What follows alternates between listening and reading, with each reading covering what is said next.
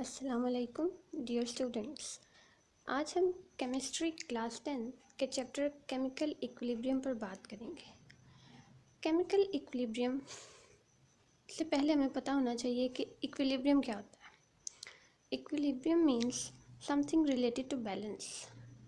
सो chemical equilibrium को अगर हम जनरल सेंस में डिफ़ाइन करें तो balance in a chemical reaction means during a chemical reaction एक ऐसी स्टेज आती है जब रिएक्शन बैलेंस हो जाता है और कोई हमें उसमें चेंज फील नहीं होता कि रिएक्शन प्रोसीड कर रहा है या नहीं। इसी तरह अगर हम केमिकल इक्विलिब्रियम को स्पेसिफिक वर्ड्स में डिफ़ाइन करें तो a condition in a reversible chemical reaction in which no net change in the amounts of reactants and products occurs। इसमें तीन चीज़ें स्पेसिफिक डेफिनेशन में है जो हाईलाइटेड है: reversible chemical reaction, reactants and products. इसको अगर इसी डेफिनेशन को हम उर्दू में ट्रांसलेट करें तो during a reversible chemical reaction एक ऐसी कंडीशन आती है जब रिएक्टेंट्स और प्रोडक्ट्स की अमाउंट्स में कोई नेट चेंज अकर नहीं हो रहा होता। सो अब तीन चीज़ें जो हमें बेसिक पता होनी चाहिए: रिवर्सिबल केमिकल रिएक्शन क्या है, रिएक्टेंट्स क्या है और प्रोडक्ट्स क्या हैं। यही तीन चीज़ें बेसिक आज का हमारा वीडियो का लेक्चर का टॉपिक है जिसको हम एक्सप्लेन करेंगे। So let's start.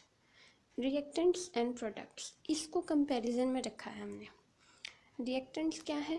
A reactant is a substance that is present at the start of a chemical reaction.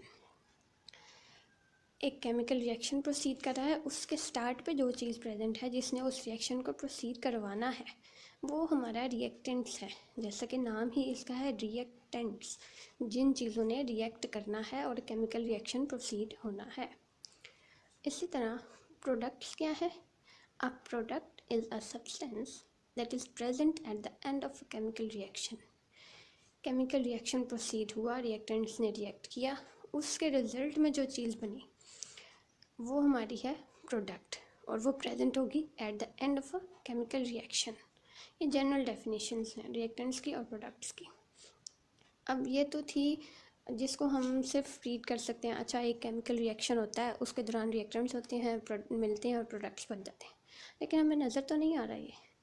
तो इसको अगर आप देखना चाहते हैं कि अपेरेंटली हम इसको कैसे देख सकते हैं कि क्या कौन से रिएक्टेंट्स कौन से प्रोडक्ट्स, उसकी दूसरी डेफिनेशन है: the substance to the left of the arrow in a chemical equation are called reactants. Means इसको हम थ्रू केमिकल इक्वेशन देख सकते हैं कि एक रिएक्शन हो रहा है, उसमें रिएक्टेंट्स हैं और प्रोडक्ट्स हैं। अब केमिकल इक्वेशन में एरो की लेफ़्ट साइड पर जो सब्सटेंसेस प्रेजेंट हैं वो हैं आपके रिएक्टेंट्स। इसी तरह इसके ऑपोजिट है: the substances to the right of the arrow are called products. Arrow के राइट साइड पे जो सब्सटेंस प्रेजेंट है वो आपके प्रोडक्ट्स हैं। अब केमिकल इक्वेशन के फॉर्म में देखते हैं इसको। ये एक केमिकल इक्वेशन है, इसमें लेफ़्ट साइड पे ये दरमियान में एरो है, इसकी लेफ़्ट साइड पे दो रिएक्टेंट्स प्रेजेंट हैं, H2 और O2। हाइड्रोजन और ऑक्सीजन दो रिएक्टेंट्स कंबाइन करेंगे, रिएक्ट करेंगे और आपका एक प्रोडक्ट बन जाएगा H2O वाटर, जो कि एरो की राइट साइड पे प्रेजेंट है।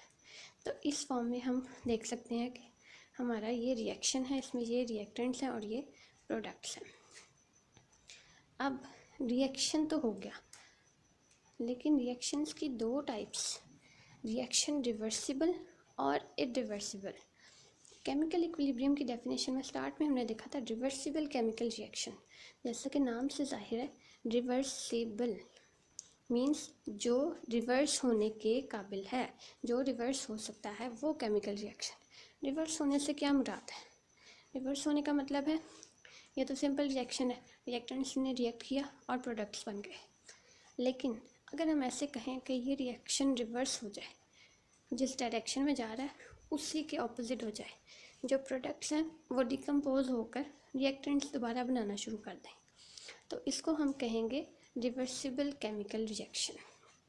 लेकिन एक रियलिटी ये भी है कि अगर सारे रिएक्शंस रिवर्सिबल हो जाएं तो दुनिया का निज़ाम तो चलेगा ही नहीं, क्योंकि हर चीज़ डिकम्पोज होना शुरू हो गया दोबारा, तो वो कहीं कंप्लीट नहीं होगा, कोई रिएक्शन कंप्लीट नहीं होगा और कोई प्रोडक्ट एज सच नहीं बनेगा।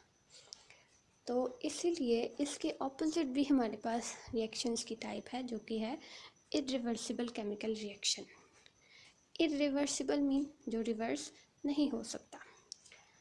सो इसका कंपैरिजन देखते हैं हम, reversible and irreversible chemical reaction. सबसे पहला पॉइंट है the reactions in which the products can recombine to form reactants are called reversible reactions. ऐसे रिएक्शंस जिसमें जो प्रोडक्ट्स हैं वो रिकम्बाइन करें ताकि वो रिएक्टेंट्स दोबारा बना सकें, उसको कहते हैं रिवर्सिबल रिएक्शंस। अब प्रोडक्ट्स एक या एक से ज़्यादा भी हो सकते हैं। अगर तो सिंगल प्रोडक्ट है तो वो डिकम्पोज होकर रिएक्टेंट्स बनाएगा, अगर दो प्रोडक्ट्स हैं तो वो रिकम्बाइन करके दोबारा रिएक्टेंट्स बना देंगे। इसी तरह इसके ऑपोजिट में है इरिवर्सिबल रिएक्शन।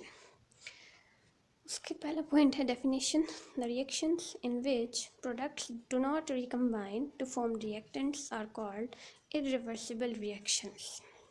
ऐसे रिएक्शंस जिसमें प्रोडक्ट्स जो हैं वो रिकम्बाइन नहीं कर सकते टू फॉर्म रिएक्टेंट्स, वो इरिवर्सिबल रिएक्शंस हैं। सेकेंड पॉइंट है रिवर्सिबल रिएक्शन का, these reactions never go to completion. वो तो अपेरेंटली ही पता चल रहा है कि अगर प्रोडक्ट्स दोबारा रिकम्बाइन करके रिएक्टेंट्स बनाना शुरू कर देंगे तो रिएक्शन तो कभी कंप्लीट नहीं होगा। जो प्रोडक्ट बना वो दोबारा रिकम्बाइन किया या डिकम्पोज हुआ और रिएक्टेंट्स बनना शुरू हो गए, तो रिएक्शंस कंप्लीट नहीं होते इस तरह के। लेकिन इसमें भी एक कंडीशन आती है कि कुछ केसेस में आप रिवर्सिबल रिएक्शन को कंप्लीट करवा सकते हैं।